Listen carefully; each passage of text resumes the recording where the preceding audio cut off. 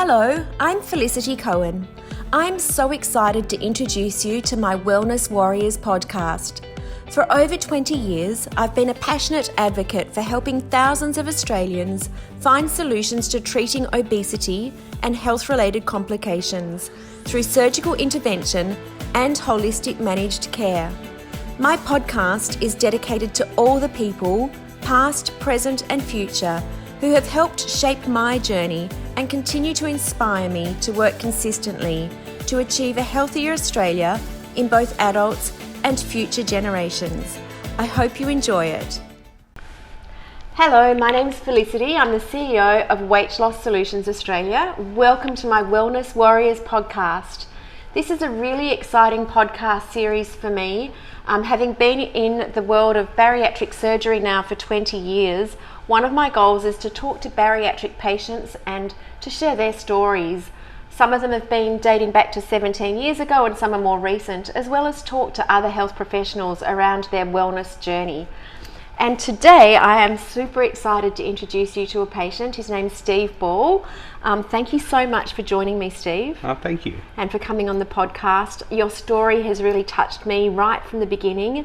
We first interacted, interestingly enough, via Instagram, and we started having a bit of a chat that led to a phone call. And right from that first contact point, I've followed your journey and learnt a lot about you just in that first conversation. I'm not sure if you remember it, but I do. Really powerful discussion, and we talked about so many things even in that first call that were, very powerful commentary around your how and your why someone can actually get to that point where they're ready to make a decision to move on the journey with weight loss. But let's not focus on that first. Let's start with let's go back to your childhood and what that looked like and some of the things that potentially were influencing factors throughout your life before you got to the point of weight loss surgery. Tell me a little bit about, where were you raised and what did childhood look like for you? So my early childhood was pretty traumatic. My biological father was extremely abusive. If you think of the type of abuse, and I was a victim to it, I only have one good memory of him from my first 10 years, and from there he disappeared. He turned up on my 18th birthday to ask me if for my 18th birthday if he could pay for me to be part of Amway. And so I dragged him down my mother's stairs and threw him in his car. But that for me, like my early years, solidified for me that I wanted to be the type of dad that I never had. And like my mum raising 3 kids and me, I was a hellion. I went ballistic, and because I suppose being the eldest, I copped the brunt of the abuse from my biological father, and so my coping mechanisms went to drugs and alcohol and doing really, really stupid things that, for I don't know why, I didn't end up in jail.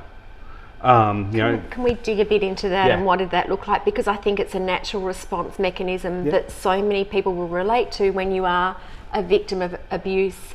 The outlet and the natural progression is to look for is substance abuse or alcohol abuse as a coping strategy, and how you use that to feel okay. So tell me a little bit about that journey and how did it make you feel? Oh, well, in all, it just made I was just empty. I was always looking to try and fill that void of, that whatever I felt was missing, and from I think the first time I smoked pot, I was 12, and I was going to school drunk and high pretty much every single day, and it was through my when I actually stopped doing that, when I decided to start focusing on my academia, that I started turning to food. And binge eating started when I was 16, I think.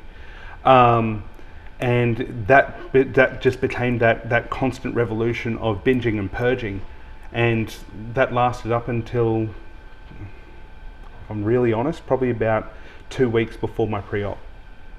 How did you actually resolve the issue with the drugs and alcohol? Obviously, it was a big part of your coping strategy for a certain point in time. Yeah. What was the trigger that helped you actually, sort that out and stop? I had some pretty real conversations with my little brother, and we had we'd started getting involved in a youth group and things like that. The main thing for me was sitting down with him and him saying to me, Steve, if you don't stop, you're going to end up like Dad. And yeah, that's a pretty powerful realization. Yeah. And then when you started turning to food as a coping mechanism, what were the go-to kind of outlets? Where would you actually seek that pleasure out from? Oh, anything. I don't think for me it was anything that was a specific food. I would go to eat until I could stop thinking. Okay. So, for instance, like the last binge I had, I went to Carl's Jr. and I had got 2 family-sized meals. I sat down and ate that inside 2 hours. So it was still dealing with pain. It was a mechanism for dealing with pain. Yeah. So it was that eating until your brain stops, because when you eat to that point, you can't think, because your body's focusing on just trying to process this bulk of food that it really shouldn't ever have to do. But it stops that mental void. It's a really tough area to understand when we're talking, binging, purging, to relate and understand what does that function look like, how does it make you feel, but even more so, how do you treat and resolve? And I think it's just as prevalent in our society, the eating disordered, maladaptive eating behaviours as much as the drug and alcohol coping strategies. And I see that across the board in our patient population. Do you think that there's enough out there to help people manage? I don't think so. I don't think in general. Yeah. Like, there's so many things that are out there that the choice for all these different things is probably too much for people, because there's so many outlets that don't really have a definite answer. And like for myself, I went through numerous things before I ended up going, you know what, I actually really just need to find a way to stop myself. And that was in our first discussion. That was I was talking about how I feel as though I just need to stop. I need something that can physically stop me to doing this, to make me actually have to work through that trauma and work through that hurt. And I actually remember for you in that conversation that one of the triggers was all about kicking a football with your son. Yep. And we talked about that and how you didn't feel that you had the physical capacity to act in a way that you wanted to with your child. Yeah. And that was all about kicking a football. So there was a trigger there that made you say to yourself, I need something, a solution that's going to make me stop and change myself, but also change my parenting. Yeah. Yeah. My 5-year-old Atreyu, he said to me probably about a week, a week or two either way, before I'd messaged, and he said, Daddy, why don't you kick football with me like Uncle Ross does with Tyler? Yeah. And I couldn't say anything apart from I can't do it. Yeah, I so remember that conversation, and I know we're going back a couple of years now, aren't we? Nearly? Is it that long? No, it's a year. A year. Yeah. So, that memory of that point in our conversation has stuck with me, because I think it's such a powerful trigger, when you're talking about a child being part of the motivator or the motivation overall to look at change. Yeah. And I have to say firstly, congratulations for defining that moment in time and choosing that moment to say, my life is about to change and I need to change myself. And I consider that that's a really incredible story for you, and how powerful for you as a person to make those choices. You chose to do that with drugs and alcohol, Yep. and you chose to do that with binge eating, Yep. and to choose a totally different pathway, I think is great testimonial to you as a person for making positive, behavioural choices for yourself. And it's a massive thing to do. Yeah. So huge congratulations. It's a big turnaround in life. Yeah, thank you. So then let's talk about, some of the other things that led you to make that decision around, I'm going to have surgery. Yeah. I suppose there's lots of things for me. Like there's, I'd gone on a journey through 2012 to early 2013 where I did the Michelle Bridges 12WBT. Yep. And I went from 204 kilos to 90 in that. Wow. And over what space of time? 14 months. Amazing. Commitment. Yeah. Drive, perseverance. Yeah.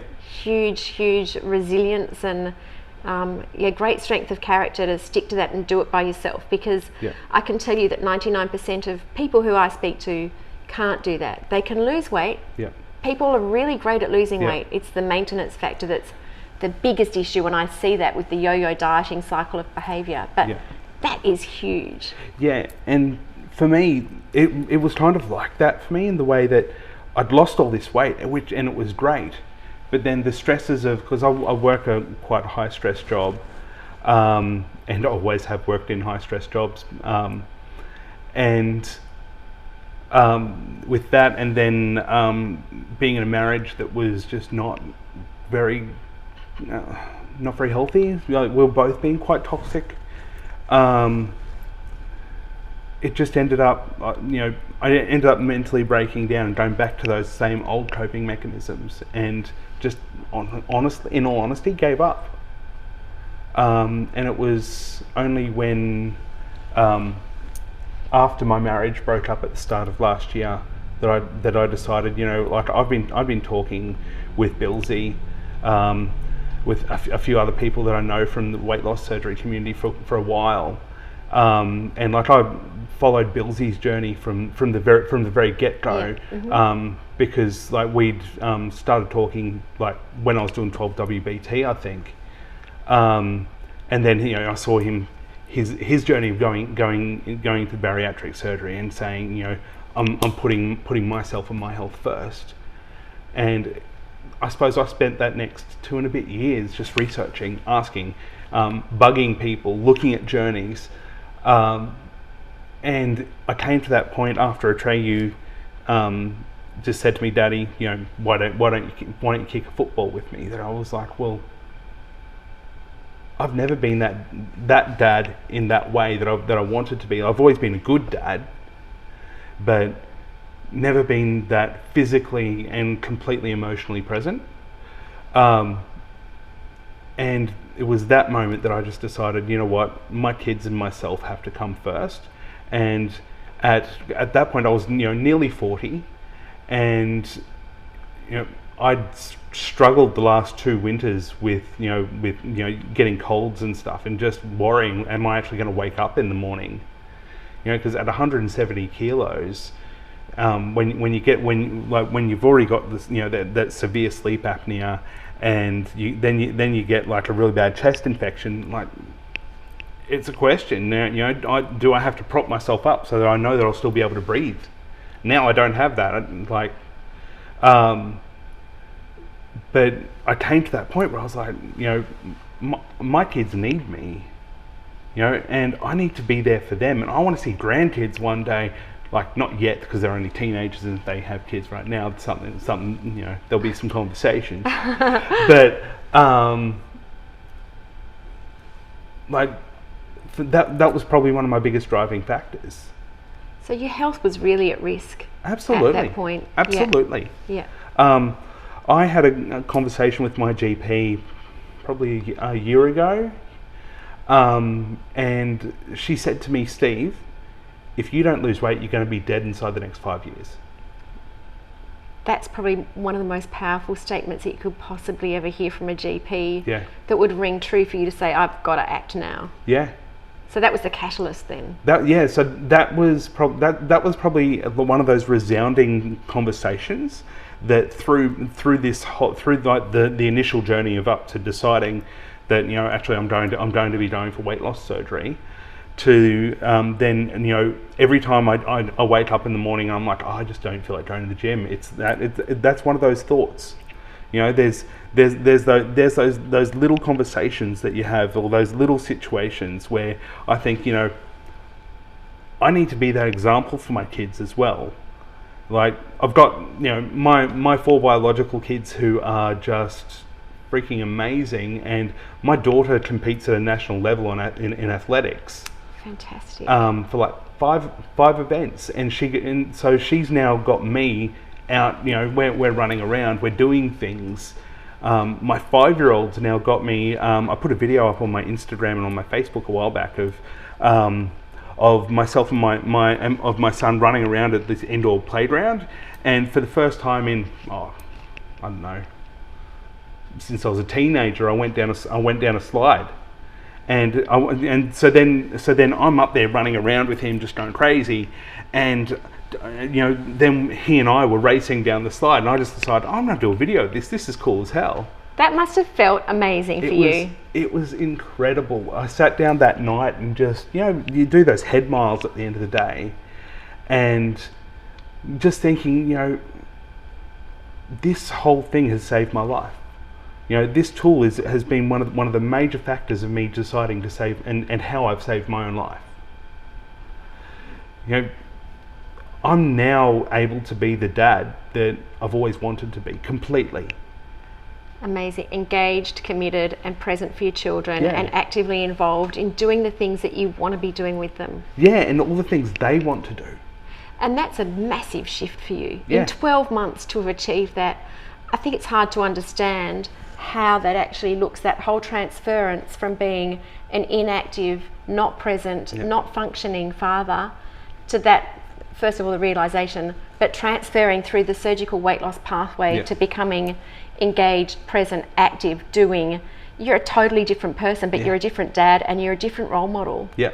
That's incredibly powerful, and it's, you know, life-changing for the rest of your life. So I think the vision for your future is also a totally different story. Absolutely. That's it's actually one of the things that I think I was talking with my 18-year-old about it the other week, is that for me now, I know that in 20 years' time, I'm going to be that grandfather who is going to be running around with my grandkids, who is going to be going, you know, doing all the things that I suppose, you know, kids really want. You know, they want to have that interaction. You know, I explained to someone the other day in conversation that to me now life is about moments and memories, because at the end of the day, that's all you're left with. Oh, I love that more than anything. Life is about moments and memories. If that's the one big takeaway from our conversation today, I absolutely will take that on board, and I love it. It's beautiful. And, you know, I think your kids are super lucky, which is awesome. You know, those 4 children, their futures as well have changed drastically through this. So the impact on family and on future generations, that's also something that you're giving to them, which is amazing. So, little story to tell about your relationship status and where that's gone. And, you know, you had a marriage that was toxic in the past, and moving away from that's hard, and healing, I think. You know, having been through that pathway and journey myself, healing from a very destructive and also quite a domestically violent marriage, to grow apart from that, heal and move on. And for you experienced that in your childhood. What is your relationship status now? So I have recently started dating an amazing lady. She's also a bariatric patient, which is just crazy for me. Like the fact that she completely understands my journey because she's been through it, well, obviously in her own way. And personalities are just this crazy mishmash of like so much similarities, yet the differences complement each other. And I've never experienced that. That's fantastic. Do you think the surgery common denominator has also supported and helped you through developing your connection in your relationship? Oh, 100%. yeah, if I wasn't able to engage emotionally with myself and with my children, how could I really be able to do that with a new potential partner? And that is so interesting to tap into, the self-love story before you can, and feeling confident, feeling happy, and successful as a person, and how you are as a dad to then be able to have a meaningful, happy relationship. Yeah, that's good work. Yeah, thanks. That's amazing. Congratulations on that, the start of an amazing new relationship. I can't wait to see how that evolves over time. I think it's amazing that you met online. That's pretty cool. So let's just tap into your professional world. And I think, obviously from what I can see, you've used a lot of your past personal experience in terms of how you're an influencer in the workplace. You work for Bravehearts.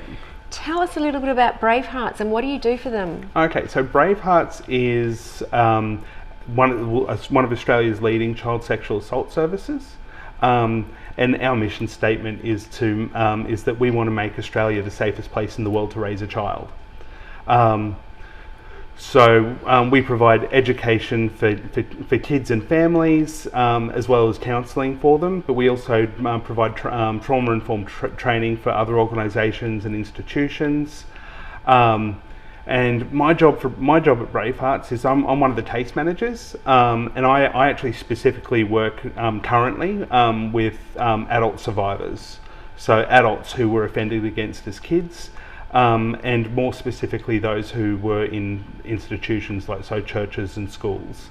So I deal with a lot of the really complex trauma of the adults who have not coped their whole life, to reach out and be able to get some form of, I don't like using the word justice because it's not really justice, but some form of healing for them to be able to move on with life. And help them engage in what's called the National Redress Scheme, which is the follow-on from the Royal Commission. How much of your past story do you think has contributed to how you're able to implement and help others now? Oh, everything. Everything. Absolutely. Because the journey of a person who has been a victim of any type of complex trauma is they go from being a victim to being a survivor, to being, and then from going beyond that survival mode, they become a thriver, and I suppose now I'm able to really show people that example that I was a survivor for a very long time, but now I'm truly thriving, and I know that I'm thriving, and I use the example of from my life with people at least weekly. Beautiful, and I like that, from survive to thrive is very powerful as well.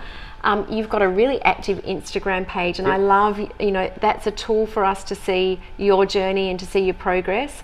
How does exercise fit into your daily life now, and how important is that to you? Oh, it's the very first thing I do in the morning. So 5 days a week I'm doing weights, and 6 days a week I am doing cardio. Wow, that is impressive.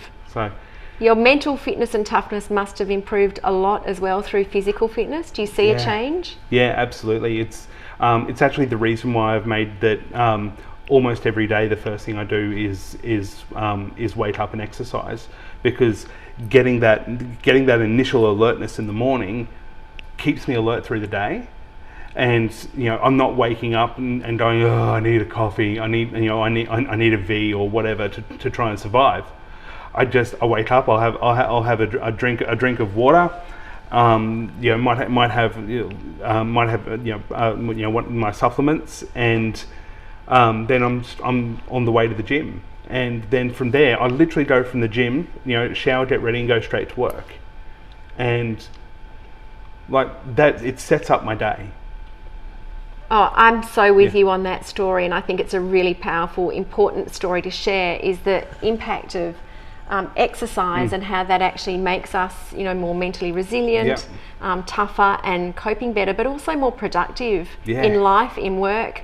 I feel that we do thrive when we're exercising and fine-tuning our bodies so much more and treating ourselves well. So it's a big part of, your self-care kind of model for yourself. And obviously your kids are active and healthy as well. My yeah, so like I said, my daughter is all about athletics. I've got a 5-year-old that will just backflip over couches randomly. My 18-year-old used to go to gym with me quite a lot. He's recently decided that he's too cool and whatever. And my 14-year-old is all about fitness. He does a lot of functional fitness at school, and then comes home and he's got this little printout of all of his exercises that he can do at home for so that alternatives to going to the gym. Amazing. Are you joining our Gold Coast marathon team this year? Oh, I'm not a marathon runner. Can you walk the 5.7? Oh yeah. At least there's got to be a minimum. Yeah. We've got to have you on the team. That's critical. All right. I'd love chatting to you, and I think that we can have another chat further down the track and dive into so much more and explore your journey as you progress. Yeah. But I'd just like to ask you a quick question in closing today. For you, when you think about wellness and your own personal wellness journey, what does wellness actually mean to you? Wellness to me is it's a holistic sort of term, really, because wellness is something that you can only measure individually, but also it's about that physical wellness. So physical health and well-being, the mental health and well-being, that spiritual health and well-being, and how does that come to be part of you as that triune being? Like, if any of that's out of balance, then it's all out of balance. Exactly. Oh, I love that too. Thank you so much for joining me on the podcast today. It's been fabulous, and look forward to another conversation down the track. Absolutely. Thanks, Steve. Thanks. Thank you for joining the Wellness Warriors podcast. It's been a pleasure to have you online with us. If you've enjoyed the series, please leave your review, subscribe and follow, and we look forward to sharing many more stories with you in the future.